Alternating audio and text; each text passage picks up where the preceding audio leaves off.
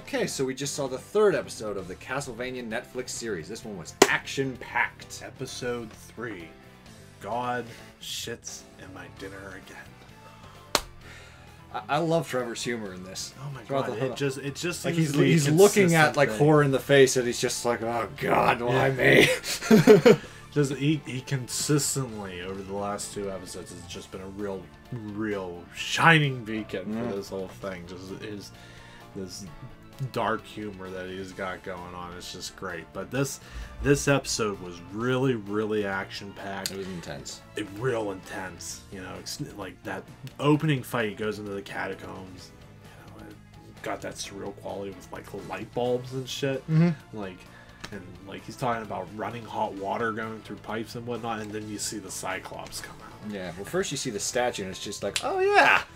Very faithful. Yeah. Very faithful. This series does keep surprising me with each episode, because every time like we keep looking at each other just like, hey, wasn't like in the game like this or like that, like in the game. It brings us back to the game, which is what these things should do at the end of the day. Is bring you back to the game. Like taking those connective tissues and stringing a good story around it. Because like we're sitting there, it's just like the first one we're like, damn, that's straight out of Symphony of the Night. The second one is just like, God, that's just like...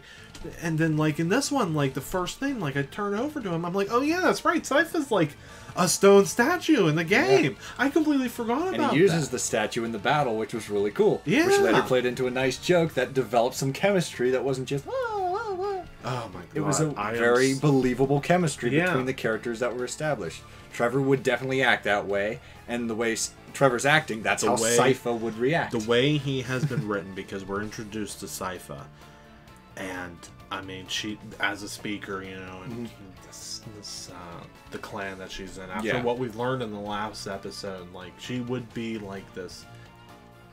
Very strong, strong, believing good, strong moral, but also knowing that that guy's a piece of shit. At the same time, she's got a little fire in her. Yeah, like which plays off of Trevor real nicely. It does. I feel. It's just like she knows immediately. It's like, did you step on me? Like, he has this awesome fight with the Cyclops. Yeah, and he just straight up jumps off of her. Yeah. Oh god, just that. I kind of wish the fight would go on a little longer. I did too. I wanted the Cyclops to do more than just bzzz. I wanted him to like rush and throw a punch or two. Well, the one thing, because immediately again going back to the fact that it's like, oh, we keep making mention of the games and things that happen in the games. Like he throws the sword at him and it gets stuck in him. Yeah.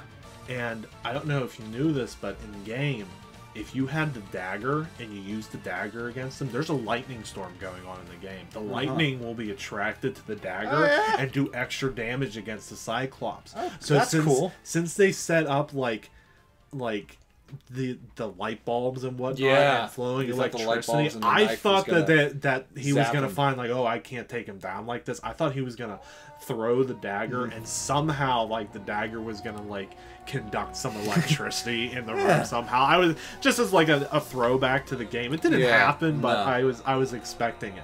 But either way, it was still an awesome kick-ass It was a cool fight, yeah. Great visuals, and then we get introduced to Sypha. Yeah. Right? And they have this good play off with each other, which I'm so glad just didn't turn straight to a romance. I knew it wasn't going to. Just the way the writing was going and the characterization. Like the most romance we got was between Lisa and Dracula. But it's just like that's one of those things, just like you play the game, and again at the end it's just like they're embracing each other if you choose Sypha as your character. Yeah, well, that's at the end of just this, like so that's at the end of it. So like that, like, and again she's got that fire in her. It's very obvious because like Trevor brings her back to the other speakers, and he's just like, I'll be back at sundown to see you all out of the town. It's like maybe you can find some beer by then because Trevor loves his beer. He walks off and she's like, I'll pee in a bucket and we'll tell him it's beer. It's like, woo! It's like this girl's got some fire. Yes, she does. Don't piss her off. No. And it's just really cool just to see I like the reference where their characters you brought up when he said the line of they dress they shouldn't do that. Dress their woman as boys. Oh yeah, they dress the girls as boys. It's just like that's what everyone thought Sypha was. She was kind of like the same Samus Aran until she took off the helmet. This was the way when she took down the hood. She took down the hood, and you see the long flowing hair, and you know, oh yeah, it's a woman. It's a woman. Because of like the nest limitations, you don't know that it's a woman. Well, like even in the manual, like the hood was up, and like you couldn't. The hair was covering the eye, so you couldn't tell if it was man or woman. So that reveal at the end was just, so it was nice that they said, okay, we're gonna obviously reveal that she's a woman early on, but we're gonna give that line in. That's been consistently like this episode is just like it made me realize like consistently like that's what this series is doing. It's just like it's telling a well-written story in the Castlevania world, and it's just bringing all those nice little things that a game fan would notice, and really just like anyone who loves Dracula's Curse would definitely would pick up really on that. Like catch up on dig on these things, you know, really dig it. And it's so nice, but like even then, it has these great, compelling characters. Yeah, and like we keep watching like something else that happens. You know, again going with the compelling character thing, like the bishop shows back up. The bishop who killed Lisa. Yep. And well, sentenced her to. I'm curious why Dracula's letting him live this long. Well, we got one more episode to get through. He ain't making it through one more episode because this guy is batshit insane and so clearly the bad guy. There's no way he's surviving through the next episode. If he's the villain in the second series, I'm gonna be like, no. I'm gonna be sad if they kill Dracula because they need Dracula to be the villain. Dracula. Yeah, they need to go after Dracula. I mean, but we can sympathize with Dracula, but at the end of the day, we need to know that he needs to be stopped. But at the same time, it's just, because Dracula's indiscriminately killing people. Yes, but it's just like now Trevor has a confrontation with this bishop who's clearly insane, and we keep talking about how like these priests are so clearly not actually priests, or just hired goons. The more we see them, because, like, they're just thugs. Like they're just thugs because they want to beat up people. They're enticing mobs and whatnot. They're proficient. Yeah. They're proficient with blades. Yep. You got them proficient with spears. You got them proficient with bows and arrows. They're agitators. No way they're priests. They're all clearly hired goons for this guy because now he's got power in his eye. Yeah. And it's very obvious that it's just like the bishop's a complete psychopath. Yeah.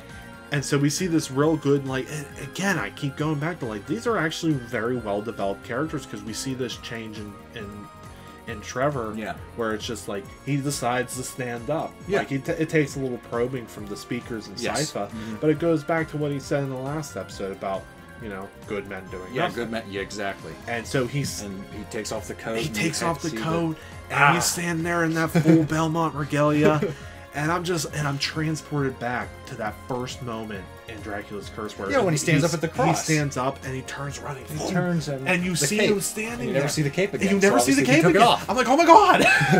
And it's just like this great powerful moment where it's just like I'm gonna, you know, it's like now he's got to face like a mob of these priests. Yeah, priests. And also like the civilians. The civilians, all while the danger of like Dracula's army are like right overhead. They're getting ready to raid the town again. Yep. So like he again, and then we get another amazing action set piece. Like this was a very action heavy episode. Trevor took notice that all of his deaths came from the priest thugs. The priests. Every time he went after a villager, it was something that was either an injury or something so he could get out of the situation. Yeah. He was not purposely killing villagers.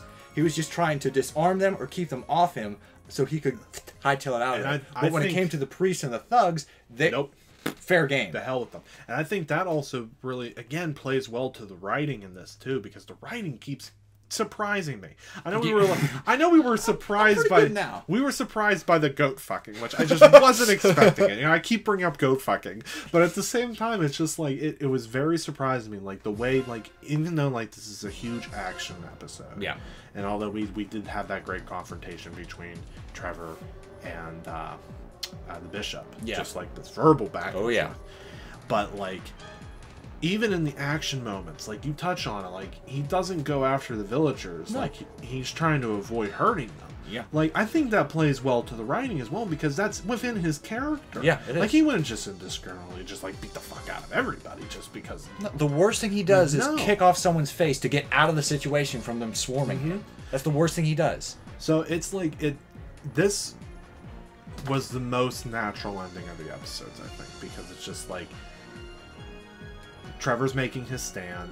Yeah, the monsters are coming. The monsters are coming. Like you see them, and then it cuts. And he needs to get the villagers together before the monsters come back. Yep. Now, is this a whole army, or is it just like what it has been the last few weeks for these people? Just a few members of a horde coming and bothering them? Yeah, I don't know. We'll see for sure in the next episode, because obviously things are coming to a head in the town, and it's gonna wrap it up, and we're gonna leave this town. We're gonna head to the catacombs. We gotta wrap up. Will we or will we not see Alucard in this upcoming episode? You know what? It would be stupid if we didn't, because you know what? We're gonna have this big moment where Trevor needs to bring everybody together. Yeah. But at the same time, like, the scenes have been sown for this sleeping warrior underneath the town, and they keep bringing it up over the course of the last. Yeah. So that needs to be paid off. That needs to be paid off in this season. We're gonna go down. Maybe it's a cliffhanger, like he comes out and like maybe it's like we don't know, like maybe that's like the last shot, like him just waking up, him waking up and coming out of that coffin, and like Trevor ready to fight him because he's never met Dracula. No, like for all he knows, that is Dracula. He's got to be floating out of the thing like, I am a vampire. Oh, shit. And it's just like maybe that's cliffhanger. Fuck, maybe because in the game, you know, Trevor fights him. Maybe that's the cliff. Like it's either A going to be a cliffhanger or B that's going to be the end of the episode. Yeah, the end of the episode. Is he's going to actually fight out. It's going to be nice to see how these three characters are going to play off each other, because we got Trevor and Sypha down pat.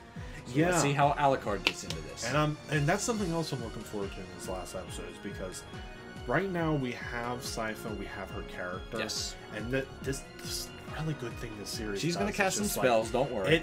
That's what I'm waiting for. This series is like, let me introduce the character to you. Let me get you caring a little bit about their characterization. Now let me show you what they do. Yeah, like, exactly. They did it with Dracula. They did it with Trevor.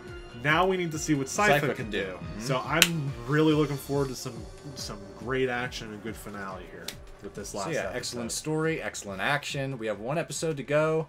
If you haven't watched this by now, you're missing out, especially if you're a fan of Castlevania. This is the best you're going to get. Fan of Castlevania or not, like, especially since Konami has been treating Castlevania fans like shit for the past couple years. This is treating every. They make pachinko machines only, for God's sake. Yeah. And then what was that? Metal Gear Survive. We're not going to get into that. But anyways, don't even get me sad. But the point is, like, whether you're a fan of Castlevania or if you're just a fan of good animation. Yeah, or good storytelling or good action. Good storytelling. Just this is a show for you. This is one of the better things on Netflix right now that I've watched. So, still a goat fucking out of 10.